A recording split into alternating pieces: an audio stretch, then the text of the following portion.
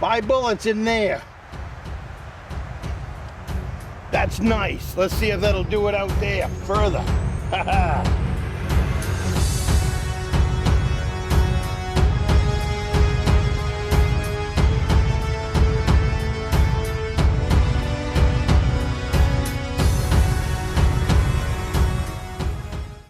Good morning. My name is Tom. I come to you from the great state of Maine. Today we're going to talk about reloading and free equipment. I have got an enormous amount of free equipment in this reloading room. Most of it come right out of the garbage, to be perfectly honest with you. I could show you a wall, everything on that wall, from peanut butter containers to coffee containers, coffee cans, back when they actually pushed out coffee in cans. But this comes to, how do you get into reloading without breaking the bank? This is one of the ways. Same thing with buying ammo containers. You know, you can buy little bullet boxes that hold 50 rounds. You can buy little bullet boxes that hold 100 rounds. But all of that stuff costs money. And what I have found for storing ammunition, storing cases, nothing beats an airtight container. What does that mean? Well, look at this. This is an applesauce jug that would have ended up in the landfill going to the dump. Very easy to wash out. I have little yellow sticky notes and a roll of Scotch tape up here on my desk. Big part of this reloading room is record keeping. Like these here, these are all cleaned. They were cleaned August 6th, 2023. That means they're sized, the primers are pushed out of them, and they're ready for use. They've been in an airtight container since 2023. So that means they look exactly like they did when they came out of the tumbler. So there's one container. Perfect for that. This right here, this is a mayonnaise. Why do I like this one so much? Because it's wide mouth. Easier to get cases down in there. Again, huge container. I couldn't even tell you how many cases this will hold. Or loaded ammunition. When you're all done filling up 38s, you could fill this right up, right to the top with 38s. Take them to the shooting range and shoot to your heart's content without spending a lot of money on bullet containers. It might only be $5. It might only be $10. But if you're going to punch out a serious amount of ammunition, you're going to spend a lot of money on ammunition boxes, ammo cans and all that. I have some. I package them up, and that's how I go to the shooting range. But I don't have enough ammo factory containers to hold all the ammunition that I build up here in this reloading room. Another one that I use a lot is medicine bottles. This right here it's got, now I could fill it, it's not full, but this right here is got 308s in it. Perfect for sticking in your day bag for taking out, like I go out to Beaver Creek. Perfect for putting your ammo in there. It's airtight, it's shredded, it won't come out. The bullets stay pristine in there from season to season. It's just a really great way to store your ammo. Here's a smaller one. This is 44 Magnum. There's probably 25 rounds in there. Perfect. The other thing I do is I don't go to the shooting range that I don't look in the garbage. This right here, and I believe these were 30-30 the day, you know, you just look in they have garbage cans there that are covered. Everybody, okay, 270s. Well, I got 30-30s in here. Nice Hornady box.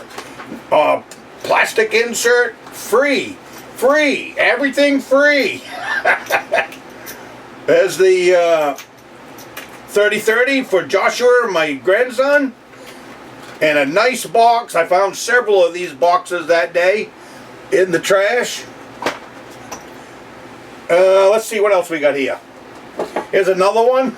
This is an olive jug. If you look at my benches around, they make perfect containers for putting my lead bullets into. Again, airtight. Date. Like I said, with that sticky paper, you put the date, you put the size, you put the bullet mold, you label everything, goes on there, and now you've got that.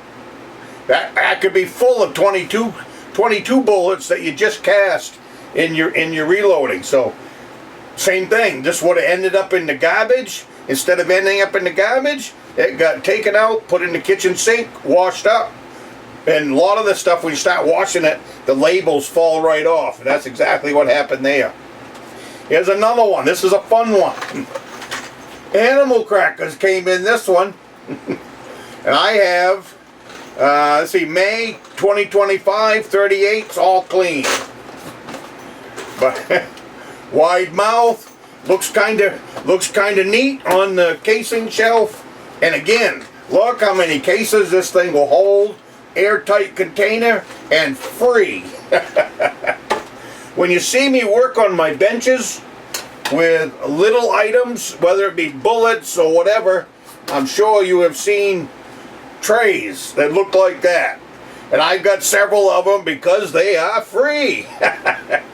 This right here, I just took off that animal cracker, but peanut butter containers, mayonnaise jars, anything that has a big round lid on it that you normally would throw into the trash makes a great tool on your workbench, on your reloading bench. Free. I have right now, I have 3 or 4 that I got case holders in one. I have some lead bullets and another one there. I have some lead bullets over here for the 44 Magnum. Those bullets are for the 357. And then just plain working trays is all that it is, and free from the garbage. So you can purchase this stuff at gun stores, and you can purchase this stuff like at Medway, USA. But save your money for powder, primer, and bullets, and everything else that you can come up with for just plain working in your Tupperware. If your wife is throwing out, I got Tupperware up on that shelf. I got coffee containers, Tupperware at lawn sales, stuff like that with airtight lids. Grab that stuff and throw into your reloading room. Let's see, what else we got? Okay, this right here is a salsa container. Now these stickers don't come off a salsa container, but they're really nice because they are wide mouth containers. What do I got in here? I have a couple of oily rags for wiping down my guns. It's a gun rag in there, and I have it lubricated with oil. This keeps it away from everything else, and my oily rag stays oily for wiping down guns. Again, free for the taking, free for the taking. Now this one, I would have got something like this a long time ago, back when they made plastic ones. This came from the shooting range as well. Again, another one loaded up with 30-30s. But think about all the stuff that you can get for free right out of the garbage in your home before you go out and purchase it. It doesn't have to say Remington on it. It doesn't have to say Lyman on it. It doesn't have to say Ruger on it in order for it to be useful in your gun room. Free is free, no matter how much. So I think that about covers it. What I kind of wanted to cover in this video, it just save you money. You know, by the time you bought enough containers, if you're getting into reloading, you need little containers like this in absolutely every aspect of this room. We have unclean primers. I mean cases. You know, you go to the shooting range and you shoot them. You come back here with your cases. They go into another container, and it's labeled 38, unclean.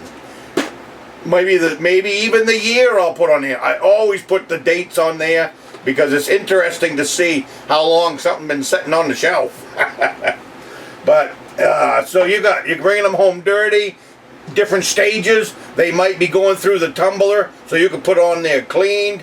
Then you might have some that are all ready to be loaded. It's a lot of times what I'll do is just sit here and punch out 500 or 600 or 1,000 cases and have them just plain ready to be loaded. That means cleaned, sized, got the primer in them, and they're all sitting in a container like this, ready to go. Then I can set down to my powder drop and just fill shells and put bullets on them, and out the door they go. So different containers for different things. Like I got shelves here. I got 8 feet, 10 feet of shelf right here. Half this room anyways. This room's 18 feet. So it's almost 10 feet of shelves between here and that wall. That's nothing but cases and loaded ammunition. So, but think about that the next time you're throwing some garbage away in your kitchen. What could maybe I use up in my reloading room just to plain save money? So getting into reloading without breaking the bank. I don't think I said, hey, let's have a cup of coffee yet. So hey, let's have a cup of coffee. I'm up here now. I just figured I'd do a quick video. I've got 100 cases that are ready to be loaded. The primers are all in, just waiting for powder and bullets. And then later on this afternoon, I'm going over to pick up my #1 grandson.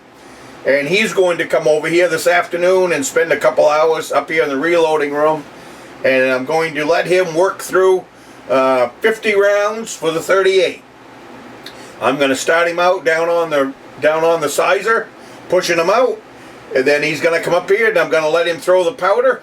And then we're going to let him put the bullets in. We're going to go through the whole 9 yards with him. And when he's finished, he'll have 50 rounds of .38s. And then I will take him to the shooting range and he will shoot his 50 rounds of .38s that he built.